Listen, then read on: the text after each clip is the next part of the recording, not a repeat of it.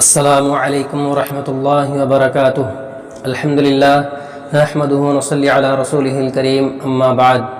محترم ناظرین، میں آپ حضرات کے سامنے چند امور لے کر کے آیا ہوں جو عام طور پر گاؤں میں یا عام طور پر روزہ داروں کے اندر جو ہے ایک طریقے سے جو ہے ہمیشہ شک و شبہ رہتا ہے کہ مجھ سے یہ کام ہو گیا یا میرے ساتھ ایسا معاملہ ہو گیا تو کیا میرا روزہ ہوگا کہ نہیں ہوگا، کیا کہیں میرا روزہ خراب تو نہیں ہوگا، میرا روزہ ٹوٹ تو نہیں گیا، کہیں مجھے بعد میں قضا تو اس کا نہیں ادا کرنا پڑے گا۔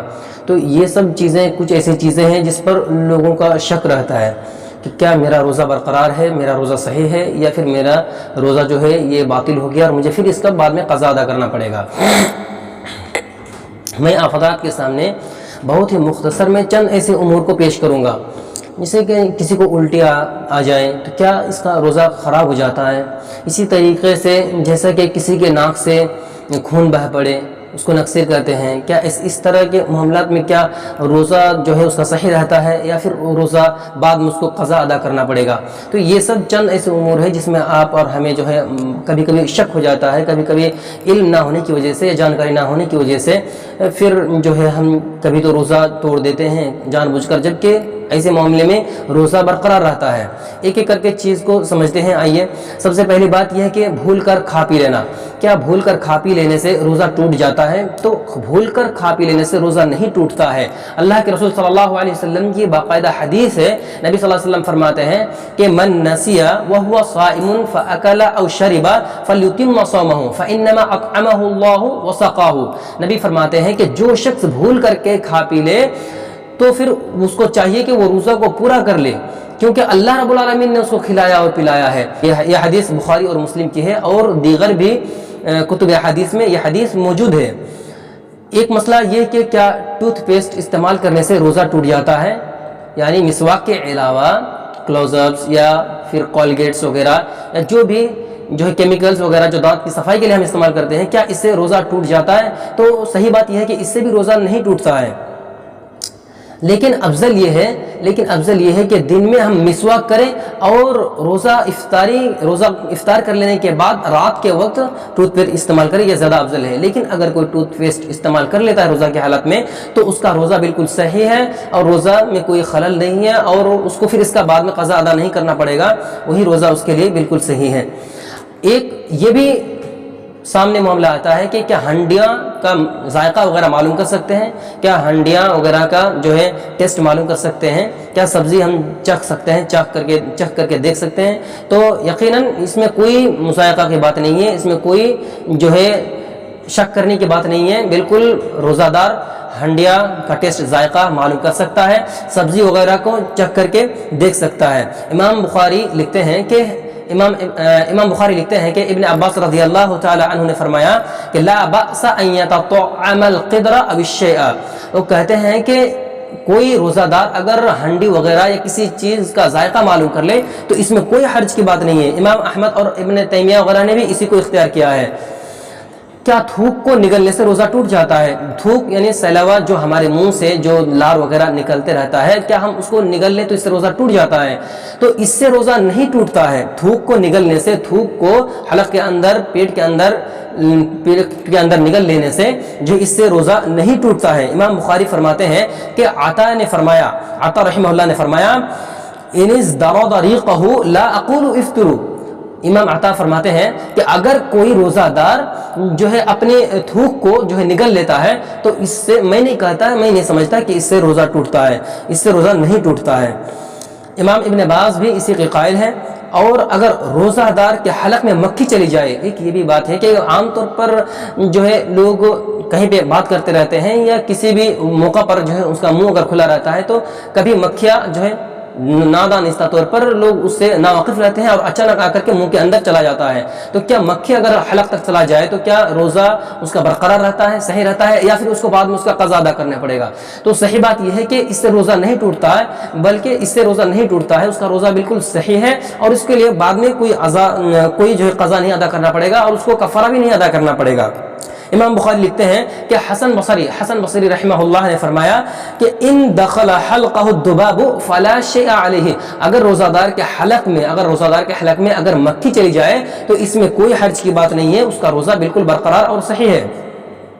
ایک بات یہ بھی ہے کہ ناک میں دوا وغیرہ چڑھانے سے کیا روزہ ٹوٹ جاتا ہے؟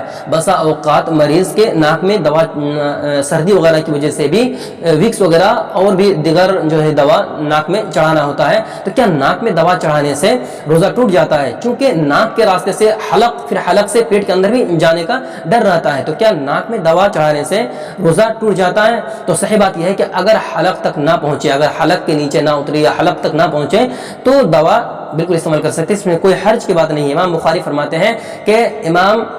فرماتے ہیں کہ حسن بصری رحمہ اللہ نے فرمایا لا بأس بالصعوت للصائم ان لم يصل الى حلقه، کہتے ہیں کہ روزہ دار اگر ناک میں دوا وغیرہ چڑھا لے تو اس میں کوئی حرج کی بات نہیں ہے، کوئی مضائقہ کی بات نہیں ہے اگر حلق تک نہ پہنچے تو۔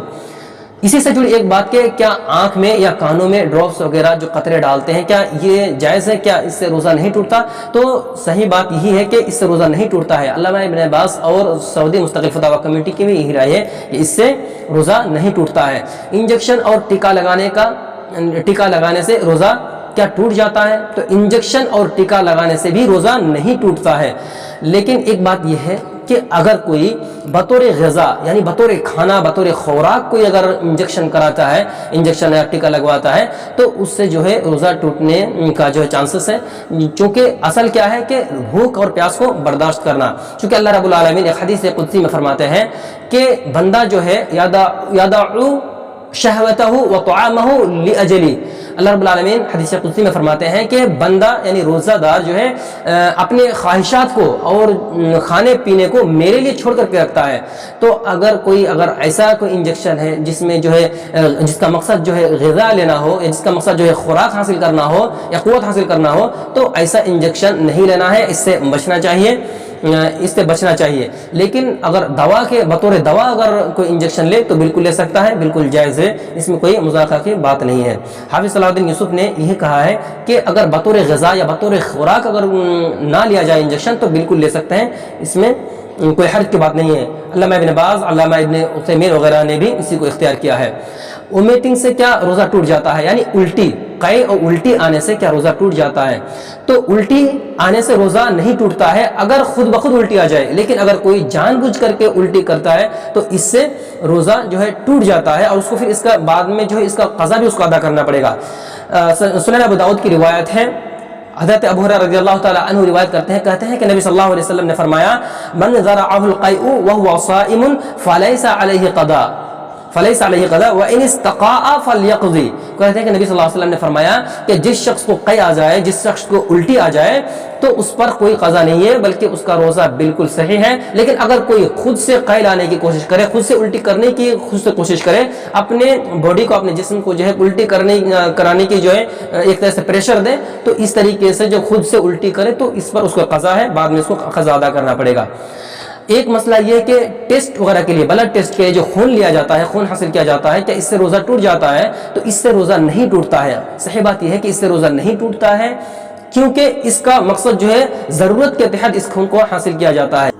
دوسری بات یہ ہے کہ خون کا حاصل کیا جانا، روزہ کے حالات میں خون کو باڈی سے خون کو نکل لینا، یہ شرعی طور پر روزہ توڑنے کے حکم میں نہیں ہے، یعنی یہ روزہ توڑنے والی چیز نہیں ہے۔ خون کا جسم سے خون کا نکالنا یہ شرعی طور پر شریعت میں یہ چیز جو ہے روزہ توڑنے والی چیز نہیں ہے۔ تو بالکل ٹیسٹ وغیرہ کے لیے، بلڈ ٹیسٹ وغیرہ کے لیے خون بالکل نکالا جا سکتا ہے، ضرورت کے وقت جو ہے نکالا جا سکتا ہے۔ دانتوں سے خون نکلنے سے روزہ نہیں ٹوٹتا ہے۔ ایک بات یہ بھی ذہن نشین کر لیں کہ بعض دفعہ لوگوں کے دانتوں کے جڑوں سے جو ہے خون بہتے رہتا ہے، خون نکلتے رہتا ہے، تو اس سے روزہ نہیں ٹوٹتا ہے، چاہے خود بخود یہ خون نکلے یا کسی کے تماچے وغیرہ مارنے سے خون نکلے، تو چاہے کسی بھی صورت سے خون نکلے دانتوں کے جڑوں سے، تو اس سے روزہ نہیں ٹوٹتا ہے۔ سعودی مستقل فتاوی کمیٹی کی یہ رائے ہے۔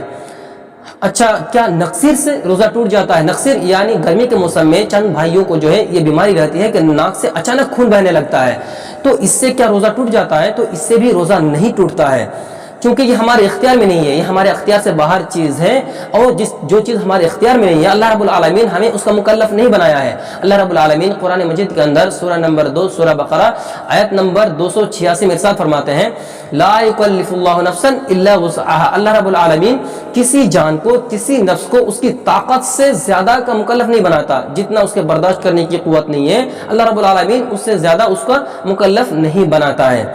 کیا بے ہوشی سے روزہ ٹوٹ جاتا ہے؟ اگر ایک روزہ دار بے ہوش رہے دن بھر تو کیا اس سے روزہ ٹوٹ جاتا ہے؟ تو اس میں دو چیزیں ہیں۔ اگر روزہ دار طلوع فجر سے لے کر کے غروب آفتاب تک یعنی افطار کے وقت تک مکمل طور پر اگر بے ہوشی رہتا ہے مسلسل تو اس کا روزہ نہیں ہوتا ہے، اس کا روزہ ٹوٹ جاتا ہے، اس کا روزہ صحیح نہیں ہے، اس کو بعد میں اس کا قضا ادا کرنا پڑے گا کیونکہ وہ مریض کے حکم میں ہے۔ اللہ رب العالمین حدیث قدسی میں فرماتے ہیں کہ بندہ میرے لیے شہوت کو اور خواہشات کو اور کھانے پینے کو چھوڑ کر کے رکھتا ہے، اور یہ جو ہے اس کو معلوم ہی نہیں ہے کہ وہ کھانے پینے سے جو باز ہے، کھانے پینے سے جو وہ درکنار ہے، کھانا پینا کو جو چھوڑ کے رکھا ہے، اپنے خواہشات سے جو ہے وہ دور ہے، تو کس وجہ سے دور ہے اس کو چونکہ معلوم ہی نہیں ہے، تو پھر یہ مریض کے حکم میں ہے۔ اور مریض کا حکم کیا ہے؟ فمن کان منکم مریضا او علی سفر فعدۃ من ایام اخر، جو کوئی مریض ہو، بیمار ہو یا پھر سفر میں ہو تو وہ جو ہے روزہ کو دوسرے ایام میں، روزہ کے بعد جو ہے اس کو قضا ادا کریں گے، دوسرے ایام میں جو ہے اس کو اس گنتی کو وہ پورا کریں گے، تو یہ مریض کے حکم میں ہے۔ لیکن اگر دن کے کسی بھی گھڑی میں ہے، کسی بھی گھڑی میں اگر دن کے کسی بھی وقت اگر بے ہوشی سے وہ باہر آ جاتا ہے، اگر اس کو ہوش آ جاتا ہے تو پھر اس کا روزہ بالکل صحیح ہے، اس کا روزہ انشاءاللہ تعالی اس کو پھر اس کے روزہ کا بعد میں اس کا قضا ادا کرنا نہیں پڑے گا۔